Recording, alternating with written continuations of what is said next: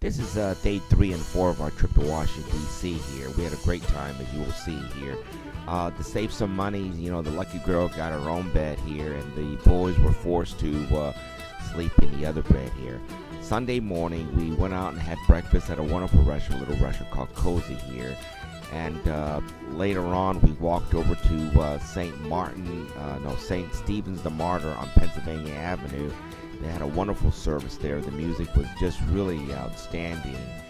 After Mass, we took a cab ride to the museums. Cindy wanted to go see the museum, and there are wonderful museums in Washington, D.C. here. This is a picture of our cab driver here, and here we are at the Martyr Gallery. It's one of my favorite little museums in Washington, D.C. They feature Chinese and Japanese and other art from Asia there. It's if you get a chance, highly recommend it. It's small, but it's very nice. Have a nice gift shop there as well. We moved on from there to the National Gallery of Art. Now, fortunately, the museums are pretty close to each other, so you can walk it. Now, just make sure you load up on water when you can. Here we are outside the National Gallery of Art. It's truly one of the great art museums of the world. It's free. One of the nice things you want to get, though, if you do go, is get one of these headsets here. It's a nominal charge, but it makes it well worth it. They give an excellent guided tour. One of the neat things about the museum here is that in the next picture you'll see a water fountain behind us, and that water fountain comes from Knoxville, Tennessee here. We had the good fortune of meeting the owner and whose family made that and delivered it to the National Gallery of Art here. If you get a chance, you ought to go see this art museum. It's really wonderful. It's impressive. Just go in, even if you do it for just 15-20 minutes here. Here's a painting that Cindy liked. She liked it, and what she likes, she gets. In any case, the next place we're going to go to will be the Hirshhorn Gallery. Hirshhorn was a junk dealer, and much of the art you'll see inside and outside came from his own private collection. As you will see probably if you go there, it's less formal than a National Gallery of Art. Here's something that you can do, but I don't necessarily recommend. But go and take a look. It's a pretty cool building. Across from the art gallery is the Air and Space Museum. So here we are. We're on our way. We're taking a little break before we go inside because touring can be tiring. Once you go inside, I think you'll be impressed with all the aircrafts that you will see inside the museum. It's really impossible to see everything, just as impossible to see everything in the art museum itself. One thing I would recommend you go see at the Air and Space Museum is take a look at the IMAX movie. They're well worth it. You can reserve your time and then go there at your convenience. The museums are closed now, so we're walking back to our hotel. Washington is a wonderful place to walk. It's beautiful. There are a lot of interesting sights on your walk. It is the nation capital after all. One of the cool things that we notice on our walk, we'll see these people taking tours on these little segways here, and I think the guys enjoy seeing parts of the city that most tourists don't get a chance to see. You get to take your time, look at the street scene, and so here's a group of people dancing and so on. And I think across the street from this place is where we're going to be having dinner here. Northwest Washington is a very safe place to walk, and fortunately you don't need to know all these gang signs for your safety or anything like that. Here we are at the Ebbit Grill. It's a restaurant I highly recommend. It's good for breakfast, it's good for lunch, it's good for dinner. It's the oldest saloon in the country. It's also very family friendly, and there are a lot of kids there. The wait may be a little long, but I think it's well worth it. I think we had probably 3 bottles of wine. We had a wonderful meal. We had a wonderful time. The staff was excellent. It's close to the White House, and it's also on our way back to the hotel. Basically, we had a wonderful day. It's a busy day, but that basically concludes day 3.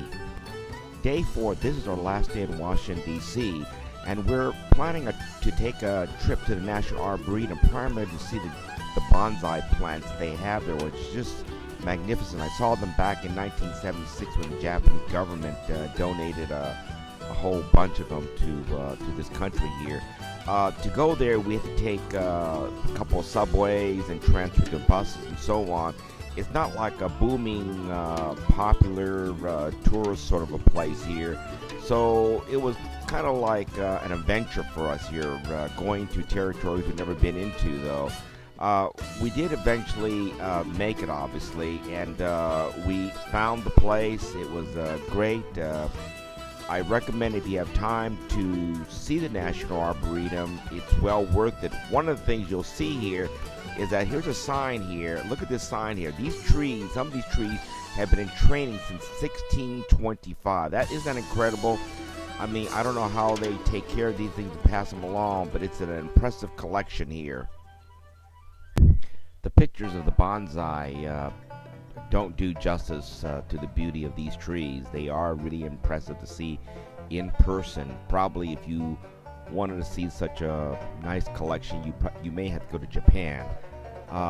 Having said that, and how great this exhibit is, also keep in mind that the Arboretum is really about 400 acres. It's run by the U.S. Department of Agriculture, and it has a nice collections of dogwoods, azaleas, holly and magnolias and ferns and so on.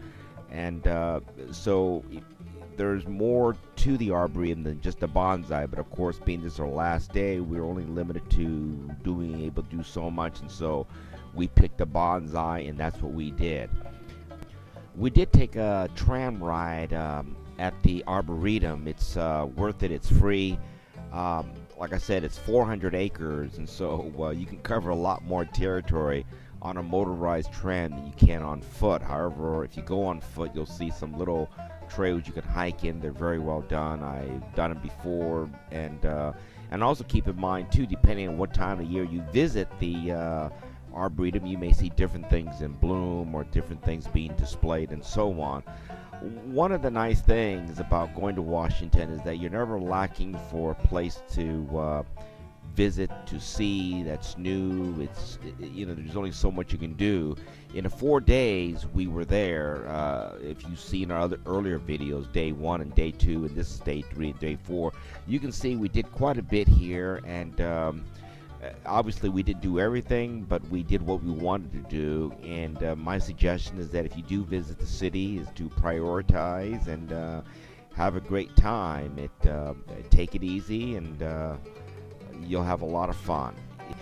Getting back to the bonsai, there's also an exhibit of Chinese bonsai. The Chinese government, I believe, will be providing additional funding to expand this collection significantly at the Arboretum here. Chinese bonsai is a little bit more wild than the Japanese bonsai. You can see this in our Tusei Malaos. Well, it's time to head back to our hotel here, and on our way back, obviously we're going to be taking a combination of bus and metros back to the hotel. Across the street from our hotel is the restaurant Mei Hua, which we couldn't resist the opportunity of going back again for some good Cantonese food. We had from the hotel, we just took a shuttle, I believe, and went to Dulles Airport. And look at the picture here. If you see this picture here, you'll see some famous people who eat at this restaurant. And I think we had a great time, and I think this last picture will show you that we're kind of sad to leave, but all good things must come to an end. And we look forward to seeing you all in D.C. sometime, or come visit us here in Knoxville, Tennessee. Thanks a bunch. Love you.